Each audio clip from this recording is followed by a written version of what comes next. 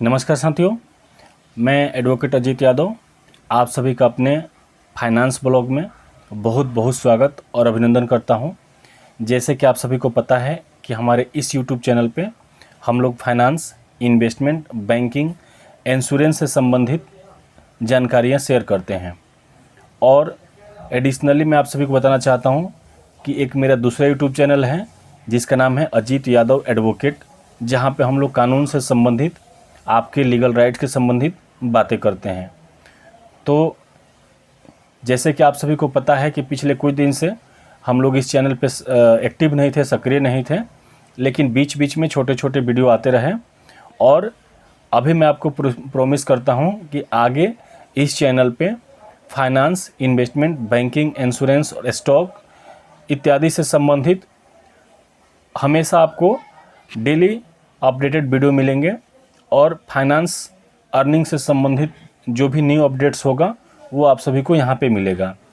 तो जितने भी साथी पहले से सब्सक्राइब कर चुके हैं उनको बहुत बहुत शुक्रिया। और अगर आप चैनल पे पहली बार आए हैं तो कृपया चैनल को सब्सक्राइब करें, ताकि फाइनेंस और अर्निंग से संबंधित जो भी मैं वीडियो अपलोड करूं उसका नोटिफिकेशन आपको तुरंत मिल जाए। तो चलिए वीडियो को शुरू करते हैं। और आज हम लोग डिस्कस करते हैं रियल इस्टेट में इन्वेस्टमेंट के पहले हमें क्या क्या सावधानी बरतनी चाहिए। जैसे हम लोग प्रॉपर्टी में इन्वेस्ट करने के बारे में सोचते हैं। प्रॉपर्टी में जैसे सबको पता है कि अच्छा रिटर्न मिलता है। रियल इस्टेट इन्वेस्टमेंट एक बेस्ट और सर्वोत्तम इन्वेस्टमेंट माना जाता है। रियल इस्टेट का जो निवेश होता है हमेशा अच्छा रिटर्न देता है। तो आज उसी कड़ी में आगे बढ़ते हुए थोड़ा सा हम लोग डिस्कस कर लेते हैं कि रियल इस्टेट में इन्वेस्टमेंट फ़ायदेमंद है, लेकिन इसमें रिस्क बहुत रिस्क होता है। आपको अगर आप सावधानी से इसमें प्रॉपर्टी में इन्वेस्ट नहीं करते हैं, जो लीगल चीज़ें हैं उसको फॉलो नहीं करते हैं, तो आपका पैसा पानी में भी जा सकता है। आपका कमाई बिल्कुल शून्य हो सकता है और इन्वेस्टमेंट के जो प्रॉफिट्स आप अज्यूम करके बैठे हैं वो लॉस में आपको आपके रिकॉर्ड्स में दिखेगा। तो आइए, एज ए प्रैक्टिसिंग लॉयर जो मैंने अनुभव किया है कि पेपर्स में और प्रॉपर्टी बाय करने से पहले आपको क्या क्या डॉक्यूमेंट्स और अन्य जानकारियाँ लेनी चाहिए, उसके बारे में एक एक करके बताता हूँ मैं। तो सबसे पहले हमें डॉक्यूमेंट्स चेक करना होता है। जैसे हम किसी बिल्डर से, किसी डेवलपर से फ्लैट खरीदते हैं, कोठी खरीदते हैं, फार्म हाउस खरीदते हैं, या कोई इंडिपेंडेंट हाउस प्लॉट वगैरह खरीदते हैं, तो हमें क्या चेक करना होता है। अगर आप फ्लैट ले रहे हैं तो सबसे पहले आपको चेक करना होता है CLU। CLU का फुल फॉर्म होता है चेंज ऑफ लैंड यूज। यानी जैसे कि आप सभी को पता है कि दिल्ली, नोएडा, गुड़गांव में, फरीदाबाद में जो फ्लैट्स बनते हैं, हाई राइज फ्लैट्स बनते हैं, वो ज़्यादातर रेसिडेंशियल ज़मीन पे बनते हैं, गांव की खेती वाली ज़मीनों पे बनते हैं। इसमें क्या होता है, कई बार बिल्डर बिना गवर्नमेंट अथॉरिटी से CLU लिए, यानी जो एग्रीकल्चर लैंड है उसको कमर्शियल ट्रांसलेट करवाए बिना उस पर कंस्ट्रक्शन शुरू कर देता है, और बाद में अथॉरिटी क्या करती है, उस पर रोक लगा देती है, जिससे कि आपका जो फ्लैट का पोजीशन होता है वो डिले हो जाता है। दूसरा चीज़ होता है आपको OC और CC, ऑक्यूपेंसी सर्टिफिकेट और कंस्ट्रक्शन सर्टिफिकेट आपको चेक करना ज़रूरी होता है कि जिस बिल्डर से आप फ्लैट ले रहे हैं उसको CC मिला है या नहीं मिला है। कंस्ट्रक्शन सर्टिफिकेट यानी कि उसको कंस्ट्रक्शन निर्माण करने का सरकारी दस्तावेज, उसको लाइसेंस मिला है या नहीं मिला है। अगर लाइसेंस मिल जाता है CC, तो एक OC सर्टिफिकेट होता है, उसको बुलाता है ऑक्यूपेंसी सर्टिफिकेट, यानी वहाँ पे लोगों को बसाने की जिम्मेदारी मिल गई है या नहीं मिल गई है। तो आप बार बार आपको ये कन्फ्यूजन होता है कि OC और CC एक ही चीज़ है, तो सरकार मतलब सरकारी अथॉरिटी इसमें मिलती है या नहीं मिलती है, सरकार क्यों दो चीज़ें देती है। तो आपको बताना चाहूँगा, कंस्ट्रक्शन करने के लिए अप्रूवल मिलना अलग बात है, और OC यानी ऑक्यूपेंसी मतलब वहाँ रहने के लिए अलाउ करना अलग बात है। क्योंकि गवर्नमेंट अथॉरिटी हमेशा इस चीज़ को नोटिस करती है कि जैसे जो जितने नए फ्लैट्स बनते हैं वो घनी आबादी से काफ़ी दूर बनते हैं, तो वहाँ पे सड़क, हॉस्पिटल, एम्बुलेंस, फायर ब्रिगेड पहुँचने की जब तक उचित व्यवस्था नहीं होगी तब तक आपको ओसी नहीं मिलता है, बिल्डर को ओसी नहीं मिलता है, यानी कि ऑक्यूपेंसी सर्टिफिकेट उसको नहीं मिलता है। उसके बाद आपको लैंड का टाइटल ज़रूर चेक करना चाहिए।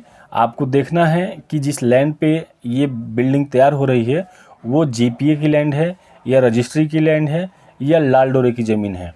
अगर वो ज़मीन जीपीए की हुई, ट्रांजैक्शन डीड पे हुआ है, या लाल डोरे की ज़मीन है, तो आपको किसी लीगल कंसल्टेंट से, प्रैक्टिसिंग लॉयर से ज़रूर कंसल्ट कर लेना चाहिए, पेपर दिखवा लेना चाहिए, तभी उसमें आगे बढ़ना चाहिए।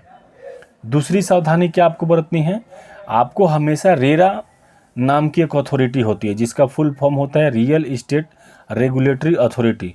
सन 2016 में भारत सरकार ने जितने भी प्राइवेट बिल्डर्स जो फ्लैट बना के बेचते हैं उनको रेगुलेट करने के लिए, उनको कंट्रोल करने के लिए रेरा एक्ट 2016 लेके आए थे। और उसमें बिल्डर बायर से संबंधित, प्लॉट और फ्लैटों से संबंधित, ज़मीनों से संबंधित सारी चीज़ें एक एक करके डिस्क्राइब की गई है, जहाँ पे प्रॉपर्टी बायर्स के राइट को सिक्योर किया गया है, यानी आपका मनी सिक्योर है। रेरा का अप्रूवल मिलना क्यों ज़रूरी है, इसको सब जानना आपके लिए सबसे महत्वपूर्ण है। रेरा एक अथॉरिटी है जो बिल्डर्स को, डेवलपर को फ्लैट कंस्ट्रक्ट करने, बिल्डिंग कंस्ट्रक्ट करके बना के और फ्लैट के रूप में बेचने की अनुमति देती है। और उसके पहले रेरा क्या करता है कि जो भी बिल्डर उसके पास एप्लीकेशन लगाता है कि मुझे इस जगह पे 5 एकड़ 10 एकड़ ज़मीन है, उस पर मैं फ्लैट बनाना चाहता हूं और बना के बेचना चाहता हूं, इसकी अप्रूवल दीजिए। बिना रेरा का अप्रूवल के कंस्ट्रक्शन अलाउड नहीं होता है। और रेरा क्या करता है कि उस बिल्डर डेवलपर से एक मुफ्त राशि अपने पास सिक्योरिटी के तौर पे जमा करवा लेता है, ताकि वो इन केस वो बिल्डर भाग जाए, बैंकरप्ट हो जाए, कोई विषम परिस्थिति आ जाए, तो जितने भी होम बायर हैं, इन्वेस्टर्स हैं, उनके पैसे को सिक्योर रखा जाए और जो सुरक्षित मनी है, जो सिक्योरिटी एडवांस अमाउंट है, उससे जितने होम बायर्स हैं उनके पैसे को रिटर्न किया जा सके। तो रेरा का सर्टिफिकेट और लाइसेंस आपको चेक करना बहुत ज़रूरी है जब भी आप रियल एस्टेट की प्रॉपर्टी लेने जाते हैं। तीसरी चीज़ है आपको कि आप बिल्डर का रेपुटेशन हमेशा चेक करें।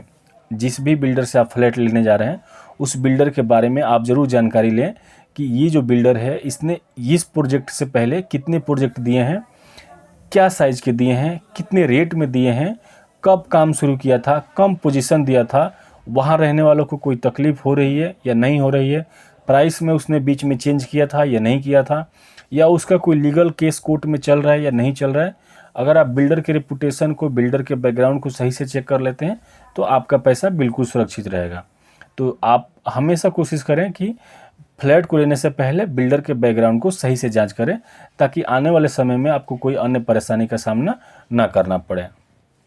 एक चीज़ और होता है कि जब भी आप प्रॉपर्टी लेने जाएं तो आप एक बात ज़रूर कंफर्म करें बिल्डर से कि उस प्रॉपर्टी पे बैंक लोन है या नहीं है।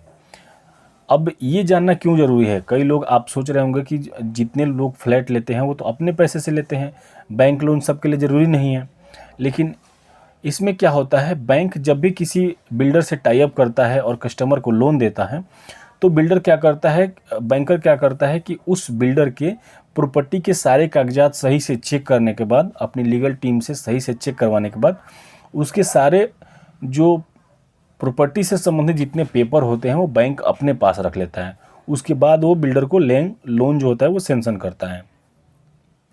तो बैंक की गारंटी सबसे बड़ी गारंटी होती है, क्योंकि इन केस अगर जो बिल्डर है वो फ्लैट बनाने में डिले करता है, कोई उसमें इलीगल चीज़ होती है, कहीं रोक लग जाती है, तो बैंक बीच में आपके मनी का सेफ गार्ड है, वो आपके मनी को प्रोटेक्ट करता है और आपका जो पैसा होगा वो हमेशा सेफ और सिक्योर रहेगा।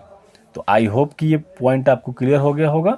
आप जब भी रियल एस्टेट में, प्रॉपर्टी में इन्वेस्ट करें तो इन पॉइंटर्स को ज़रूर ध्यान में रखें, ताकि आपको कहीं परेशानी ना हो। इन केस आप किसी भी लीगल इशू पे, इन्वेस्टमेंट से संबंधित प्रॉपर्टी के डॉक्यूमेंट्स चेक करवाने के बारे में अगर जानकारी लेना चाहते हैं तो मेरे दिए हुए नंबर पर ज़रूर आप व्हाट्सअप करें, आपको पूरी जानकारी दी जाएगी।